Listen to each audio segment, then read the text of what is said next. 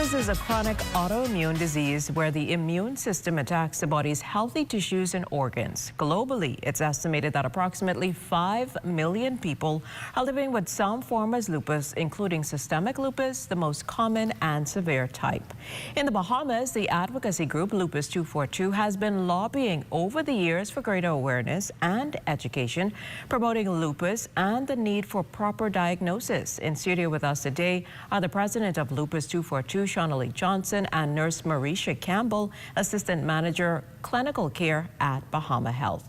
Welcome to the show, ladies. Thank you. It's great to have you here with us. So we're going to start with you, Shonalee. Lupus 242 has been pushing for quite some time to sensitize the public about this ailment.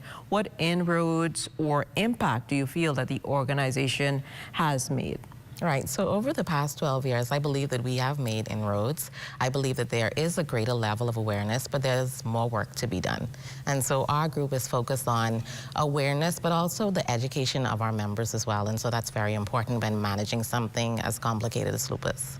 And that's definitely key. So what challenges are you encountering when it comes to this education and the diagnosis of lupus? Yeah, so a part of the education is that people really don't understand the illness to a great extent. And then persons with lupus typically you can't really see it, you know, when you are actually interacting with them. So it's a sensitivity thing where people need to just be a little bit more sensitive when they encounter somebody with lupus. And as far as diagnosis, typically lupus diagnosis it takes several years if you don't have a family member with the illness. And so diagnosis takes a long time. And so being a part of the education is, you know, for people to consider if they're ailing that I could possibly have lupus. Are you able to share with us how widespread lupus is in our society? Do we have data to back that up? We don't have the specific data. However, we do, we know that there are more diagnoses every year, just based on the actual, rheumatologists who are working in this space. And so we know that every year we have more persons coming forward or being diagnosed with the illness. That's interesting. And also we know that treatment and care can be expensive. So what support is available locally for patients? Yeah, so as far as the local support, as a group, especially during the month away, we try to raise awareness and also raise funds for our members so that we could support them, and even if it's in a small way, to offset some of the cost of fighting something like lupus. But we also want to push for medications for things like lupus to be put on the public health plan so that makes it more affordable for our members. Makes sense there. And so we're going to bring you into the discussion now, Nurse Campbell. Yes. You are in health insurance. So what encounters and challenges can you share about lupus locally that you've seen? Yes. So I would say that for the most part, lupus, like other chronic diseases, persons are not really aware. And so education, we find, is key. And Bahama Health is a proud sponsor of the Lupus 242 talk this year. This is actually our third year sponsoring this initiative because this is in keeping with our goal. As a leading health insurance company, although we provide that healthcare aspect, we also want to make sure that persons are educated about the diseases, not just lupus, but there are other chronic diseases. But education and awareness is one of the things that we really harp on. And I think, Shonalee, you recently had a conference to promote what you're doing in country. So talk to us a little bit about that conclave and its impact. Yeah, sure. So last weekend, the Caribbean Association for Rheumatology, they had their major conference here. This is the 15th annual version of it. And it was the regional rheumatologists and also global who would have come to Nassau just to discuss new research, new treatment options, and just basically a way to educate other physicians about lupus and other diseases that are served by rheumatology. So that was a good boost, obviously, for what you're trying to do in terms of raising Definitely, awareness. Yes.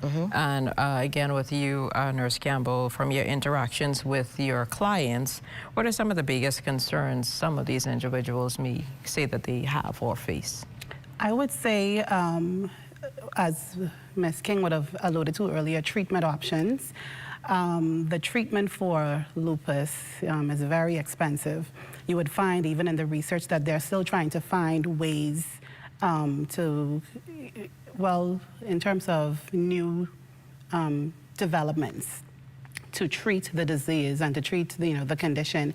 It is very debilitating, and so you would have various aspects. The kidneys are affected, you have the skin that is affected, the circulatory system, and so these are some of the challenges that I would have seen, not just from the insurance aspect, but from the healthcare and case management aspect that I would have seen that our patients are experiencing. Understandable. And Shonalee, we know that this month you have some activities planned, so share them with us. Yes, so every Friday in the month, we're asking persons to put on their purple and tell people why. That's a part of our awareness drive. We also know that Saturday, May 10th, is World Lupus Day, as declared by the Prime Minister in this country, and so we recognize that day and the persons who are living with lupus and also those who were lost to lupus.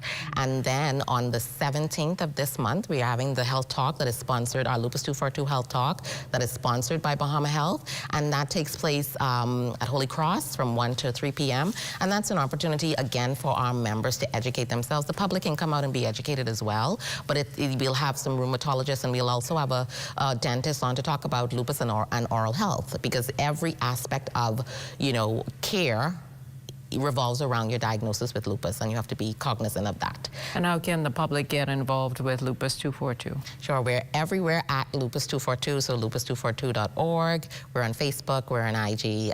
You can find us and get more information.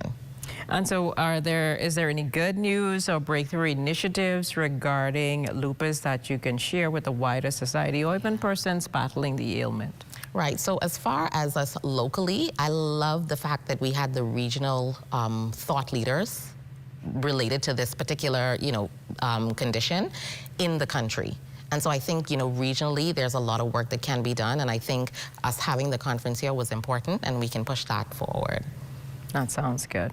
Well, we thank you so much, Shonalee and Marisha, for joining us on What's Trending today. And of course, much success to you in your future endeavors to educate the public about lupus and all of the concerns associated with it. And obviously, have a great month of activities. Thank you so much. Yes, thank you. Well, we'll reflect on an unforgettable era which rocked the Royal Bahamas Defense Force and the families of 4 Marines when What's Trending returns.